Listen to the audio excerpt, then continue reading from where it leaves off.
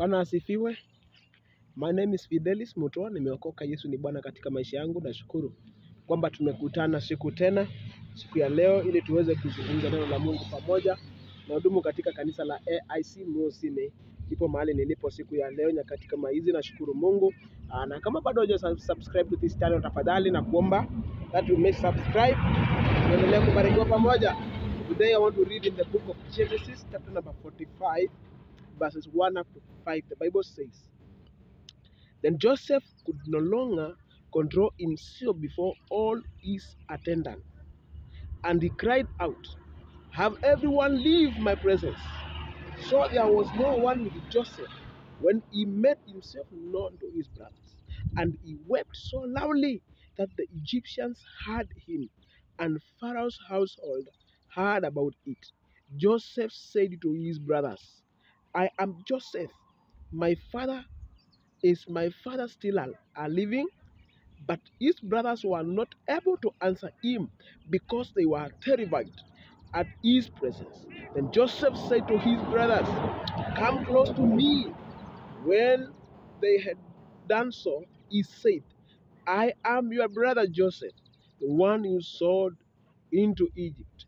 And now do not be distressed and do not be angry with yourselves for selling me here, because it was to save lives that God sent me ahead of you.'" Bwana asifiwe. This is Joseph making himself known to his brothers. Wale mandugu ambao walimuuza, wale mandugu ambao walikuwa wanataka kumuua, wale mandugu ambao hawakumtakia mema. And now Joseph, they sold him. Now he's in a place where he's safe. He's in a place where, yes, they wanted, but their intentions was not Joseph akuwe mahali pazuri. Their intentions was that Joseph aende ateseke, afe na apotee. But now Joseph alianguka katika mikono ambayo, yes, ni ya Pharaoh, lakini alipata cheo pale. And now they have come, his brothers have come in search of food.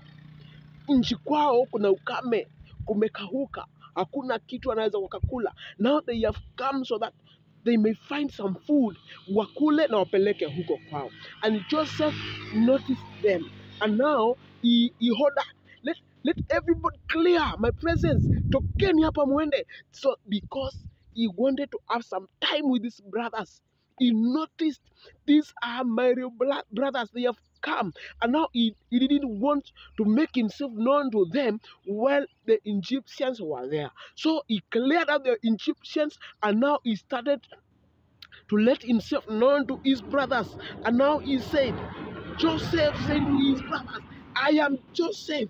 Is my father still living? Mimi ni Yusufu, yule ambaye mlimuuza. Babangu bado yu hai." And they were in dilemma. They couldn't answer him. They were sorry about the whatever they did. But Joseph said, "Come close to me." When they had done so, he said, "I am your brother Joseph, the one you sold to Egypt. And now do not be distressed. Do not be angry with yourselves for selling me here, because it was to save the lives that God sent me here." So wakati ambapo mambo yamekutendekea, watu ambao ulikuwa unawatarajia wakushike mkono, wakusaidie katika hali ngumu, wamekutoka, wamekuacha ukiteseka. In fact, they have forsaken you. What can we learn from this story? What do we learn from this? Because this is a history. This is something that happened some time back. But how does it help us in this life, these days? You see, I came to understand that God's plan cannot be dictated by human actions. God's plans to you cannot be dictated by your brothers, cannot be dictated by your parents, cannot be dictated by your enemies. It is only God who has the ultimate plan for you. As he says that The plans that I have for you, they are good plans, plans of prosperity. You see, God has planned some good plans for you. Even if your enemies are planning of failure, I've come today and that I may encourage you with these words that whatever God has planned for you, that is the ultimate plan. That is the best plan for you, and your enemies cannot dictate, because we also sing in the song that it is God who has our final say.